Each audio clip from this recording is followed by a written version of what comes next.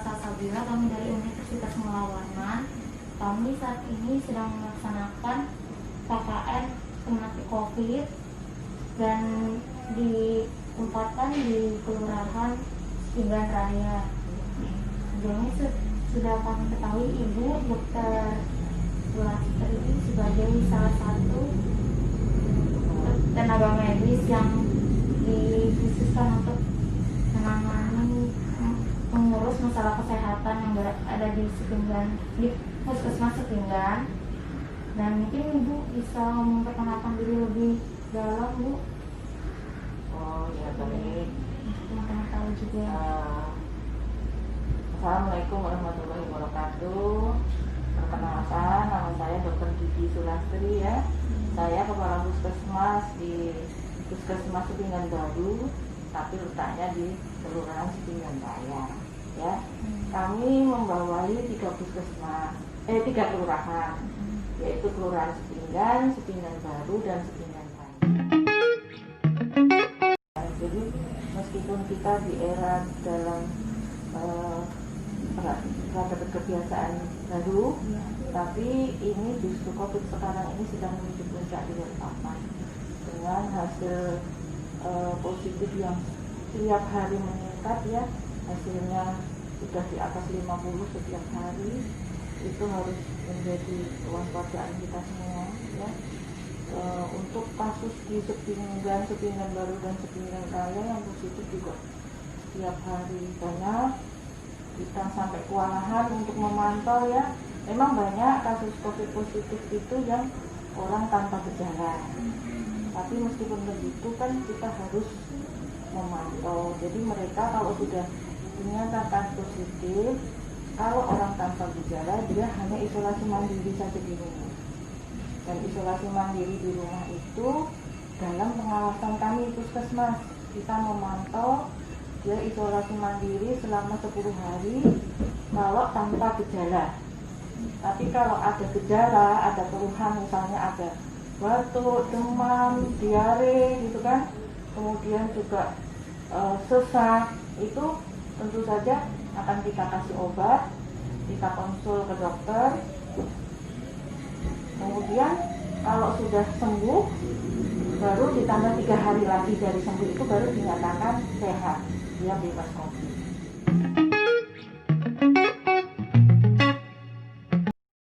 Seperti kita ketahui bersama ya, sebetulnya penyakit ini adalah penyakit yang murah, yang gampang. Itu ya, karena untuk menghindarinya sebetulnya mudah. Hanya memakai masker, jaga jarak, kemudian tidak berkerumun ya kan. Nah, itu sebetulnya kan mudah dilakukan. Tapi masyarakat itu masih menganggap remeh, ya kan? Masih menganggap remeh, menganggap enteng. Jadi masih banyak masyarakat yang belum sadar, masih banyak yang keluar rumah tanpa kepentingan yang mendesak, ya, tidak memakai masker, ke pasar juga tidak memakai masker, masih ada. Bahkan penjual juga kita sudah mengedukasi, membagikan masker, tapi masih ada juga tidak menerapkan protokol kesehatan itu. Jadi masih juga ada yang belum memakai masker.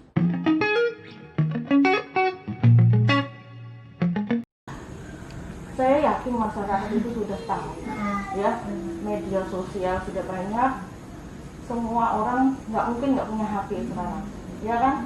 Semua punya IG, semua punya Facebook, semua punya TV, ya. Saya yakin untuk media promosi semuanya sudah kita membagi brosur, membagi spanduk. Jadi setiap RT kami bagi spanduk tentang penjelasan tentang COVID, semuanya kita bagi sudah.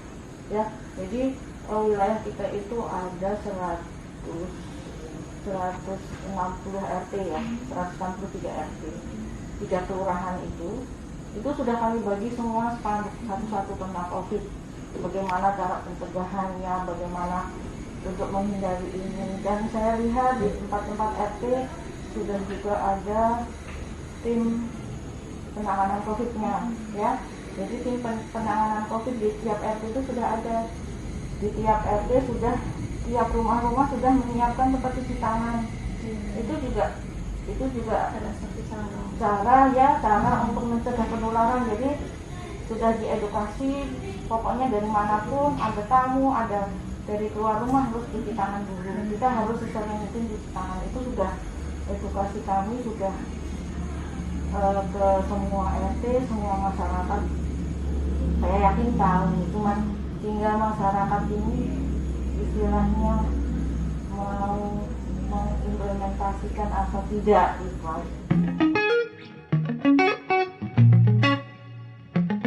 Ini sekarang ini kan sedang tahap sosialisasi ya. Jadi kemarin dari gugus tugas dari gabungan dari puskesmas, kelurahan, kecamatan, kita mensosialisasikan ke kafe-kafe, ke masyarakat ya, ke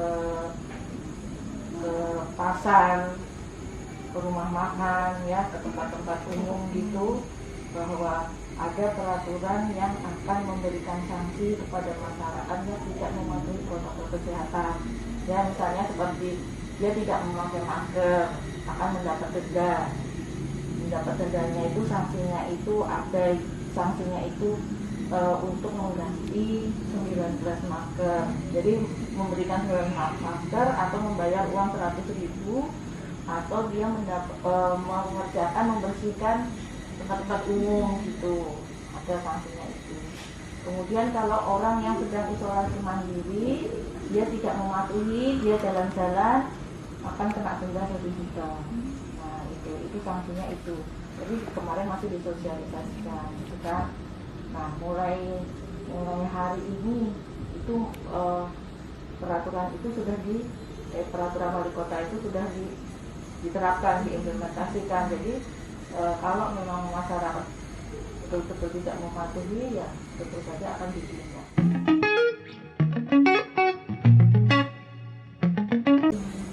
Ya, harapan saya sebagai tenaga kesehatan ya, jadi tenaga kesehatan itu bukan garda terdepan, kita itu garda terakhir. Garda terdepan itu adalah masyarakat untuk mencegah biar tidak ada penderita COVID-19, ya kan? Nah, kalau harapan saya, kalau masyarakat itu mau membantu tenaga kesehatan ini, tolong patuhi protokol kesehatan ini supaya tidak ada penularan lagi. Kalau ada banyak penularan, tentu saja banyak yang sakit, tenaga kesehatan ini akan kewalahan, akan capek menangani ini ya. Seperti kita ketahui bersama bahwa sekarang sampai hari ini sudah 100 lebih tenaga kesehatan yang meninggal. Dokter aja sudah 100 lebih, ya, belum lagi para medis ya kan. Nah, jadi itu apa? Karena faktor dari tenaga kesehatan yang kelelahan menangani pasien-pasien COVID positif ini ya. Jadi bagaimanapun orang itu kan ada maksimal kerjanya ya, kapasitas dia, kemampuan untuk bekerja. Kalau yang ditangani semakin banyak, tentu saja faktor kelelahan itu ada. Nah itulah yang menyebabkan kenapa jadi banyak tenaga kesehatan sekarang ini yang pada berguguran, pada sakit, pada terpapar. Jadi harapan saya sebagai tenaga kesehatan menghimbau pada masyarakat, tolonglah kami tenaga kesehatan supaya kami juga bisa membantu semua masyarakat dalam memerangi memutus mata rantai penularan ini sehingga pandemi virus corona ini segera berakhir, kita kembali normal kembali ya. Sebelum ada vaksin, kita ketahui bersama bahwa vaksin itu masih di 2021 ya, istilahnya mudah-mudahan nggak sampai akhir 2020 kita sudah turun kasusnya, harapannya kita semua begitu, sehingga tenaga kesehatan itu bisa lebih ringan dalam mengatasi masalah.